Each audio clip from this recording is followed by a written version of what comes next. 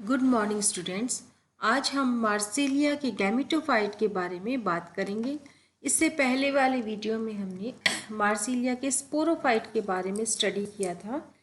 तो उस video lecture में हमने सीखा था कि मार्सिलिया जो है हिटेरोस्पोरस टेरिडोफाइट होता है और इनमें माइक्रोस्पोर और मेगास्पोर्स होते हैं। माइक्रोस्पोर जर्मिनेट होकर मेल गैमेटोफाइट बनाते हैं। तो किस प्रकार से इसमें माइक्रोस्पोर से मेल गैमेटोफाइट का फॉर्मेशन होता है ये हम इस क्लास में पढ़ेंगे। तो इसमें spore wall is differentiated into exine and intine. Spore wall में एक्साइन और इंटाइन पाई जाती है। इसके अलावा इसमें पेरिस्पोर भी पाया जाता है। जो गैमेट्स या एंथरजोइड्स जो बनेंगे इसमें वो मल्टीफ्लैजिलेटेड होते हैं और इनमें एक विशेष प्रकार की विसाइकल पाई जाती है। तो एंथरजोइड्स अपने मल्टीफ्लैजिलेटेड और टर्मिनल विसाइकल के कारण आसानी से पहचाने जा सकते हैं। इनका किस प्रकार से डेवलपमेंट होता है ये हम इस डायग्राम के माध्यम से इसमें पढ़ेंगे। तो ए डायग्राम में आपको एक माइक्रोस्पोर दिखाया जा रहा है जिसमें एक्साइन और इसकी इंटाइन लेयर है। बी डायग्राम ये शो कर रहा है कि इस हैप्लोइड माइक्रोस्पोर में डिवीजन स्टार्ट हो चुका है। सी डायग्राम में डिवीजन कंप्लीट हो चुका है और इस डिवीजन से दो सेल्स बन चुकी है, एक तो एपिकल सेल और दूसरी प्रोथैलस सेल। प्रोथैलस सेल छोटी होती है और एपिकल सेल बड़ी और इसको शीर्षक कोशिका भी कहते हैं। ये जो एपिकल सेल का फॉर्मेशन हुआ है इससे दो एंथेरेडियल इनिशियल बनती है। इन एंथेरेडियल इनिशियल को आप ई डायग्राम में स्पष्ट रूप से देख सकते हैं।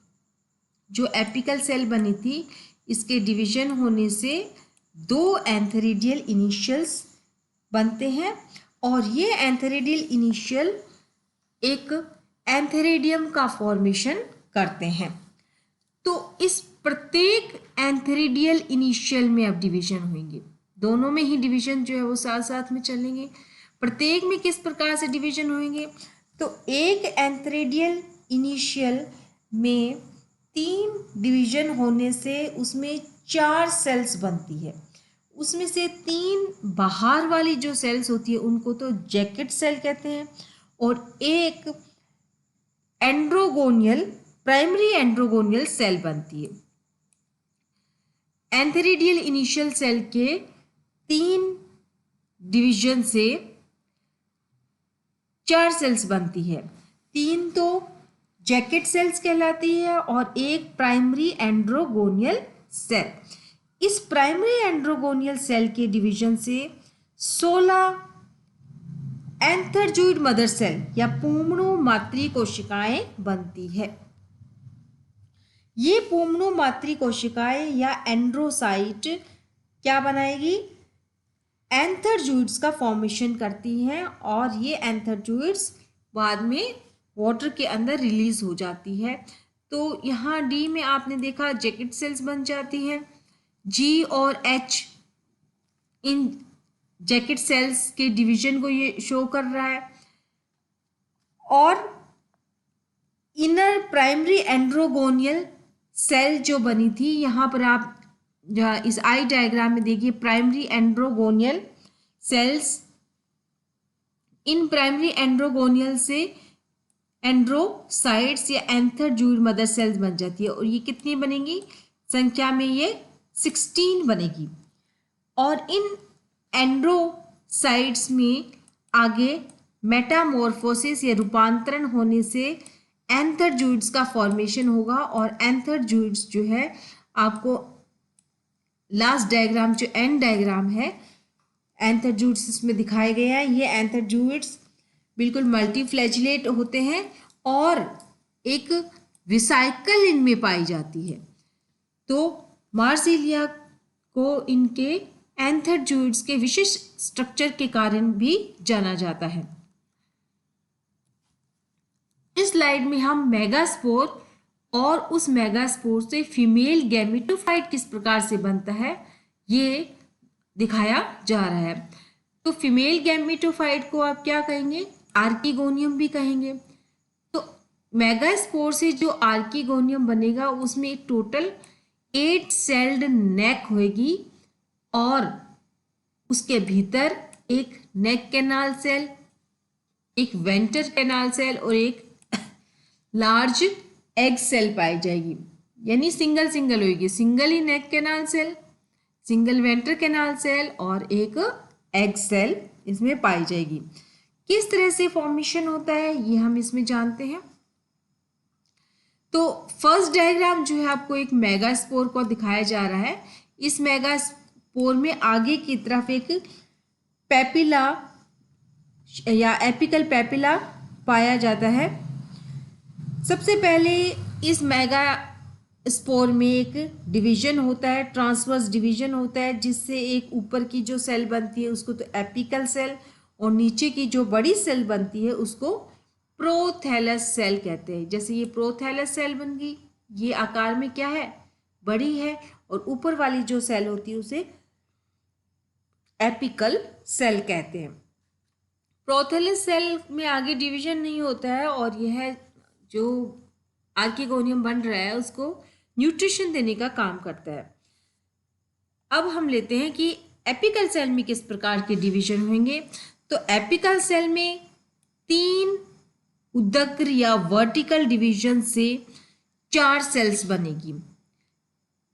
उन 4 में से 3 लेटरल सेल होगी और एक एक्सियल या अक्षीय कोशिका का फॉर्मेशन होगा।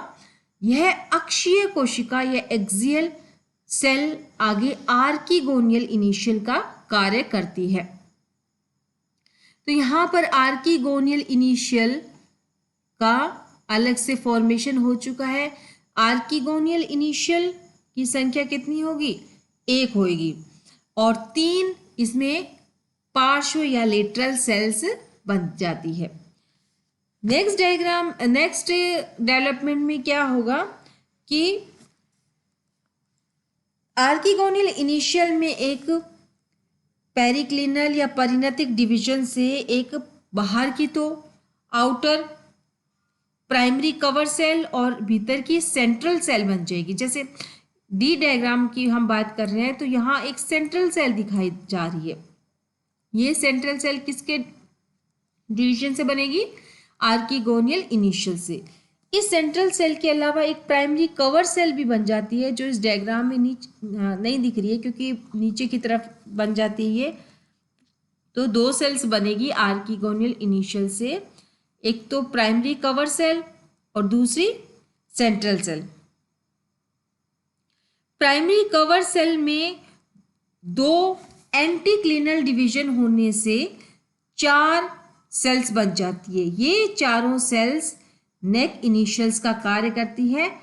इनमें से प्रत्येक नेक सेल में एक ओब्लिक डिवीजन होने से 8 सेल्ड ग्रीवा बनती है, यानी 8 कोशिकीय नेक या ग्रीवा इसमें पाई जाती है।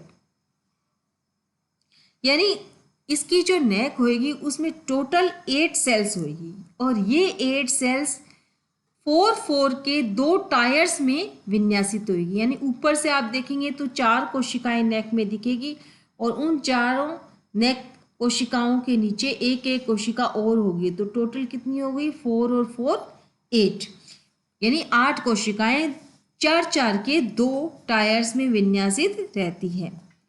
जो सेंट्रल सेल बनी थी उसमें एक डिवीजन होगा और उससे 2 सेल बनेगी, प्राइमरी नेक कैनाल सेल और प्राइमरी वेंटर सेल बनेगी। यहाँ पर आप देख रहे हैं जैसे उसके डिवीजन से नेक कैनाल सेल और प्राइमरी वेंटर सेल बन जाएगी। उस वेंटर सेल में एक डिवीजन और होगा और उस डिवीजन से लास्ट वेंटर कैनाल सेल और एग सेल का फॉर्मेशन होगा। इस प्रकार से आप देख रहे हैं कि इसमें एक नेक कैनाल सेल, एक वेंटर कैनाल सेल और एग पाई जाती है और नेक में टोटल 8 सेल्स होती है और ये 8 सेल्स चार कोशिकाओं के 2 टायर्स में डिवाइडेड होती है।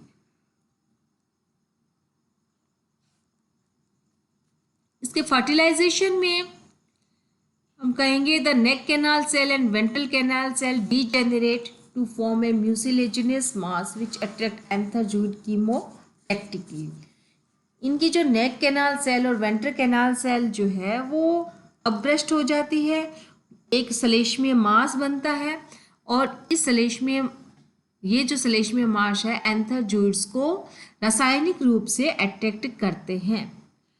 बहुत सारे एंथरजूइड्स जो एंटर करते हैं लेकिन उनमें से फ्यूज केवल एक ही एंथरजूइड होता है और जब एंथरजूइड एग सेल के साथ फ्यूज होता है तो उसमें डिप्लॉइड जाइगोट का फॉर्मेशन होता है। तो इस प्रकार से the diploid zygote is the mother cell of the next sporophytic generation. Sporophytic generation आपको पता है कि डिप्लॉइड होती है इसमें, और यहाँ जो जाइगोट बना है वो भी कैसा है, डिप्लॉइड है। तो डिप्लॉइड जाइगोट से कौन सी अगली नेक्स्ट स्पोरोफाइटिक जनरेशन का फॉर्मेशन होगा। डेवलपमेंट ऑफ एम्ब्रियो में हम देखेंगे कि जाइगोट में एक वर्टिकल डिवीजन होता है जिससे 2 सेल्स बनती है, लेकिन जो सेकेंडरी डिवीजन होता है वो ट्रांसवर्स होता है और उसे 4 कोशिका वाला भ्रूण बन जाता है, 4 सेल्ड एम्ब्रियो बन जाता है जिसे क्वाड्रेंट एम्ब्रियो कहते हैं। इसकी ऊपरी 2 कोशिकाएं लीफ और रूट को फॉर्म करती है, जबकि नीचे वाली 2 कोशिकाएं हैं वो स्टेम और फुट बनाती है। एम्ब्रियो का जैसे जैसे डेवलपमेंट होता है तो इसका जो स्पोरोफाइट था उस स्पोरोफाइट के चारों ओर कैलिप्ट्रा बन जाता है और इस कैलिप्ट्रा का निर्माण उसकी वेंटर की कोशिकाओं के द्वारा होता है। तो इस प्रकार हमने देखा कि मार्सिलिया जो है उसमें किस प्रकार से गैमेटोफाइट जनरेशन जो है उसमें गैमेट्स बनते हैं और गैमेट्स के फ्यूजन से जाइगोट बनता है और जाइगोट से वापस स्पोरोफाइट का फॉर्मेशन होता है।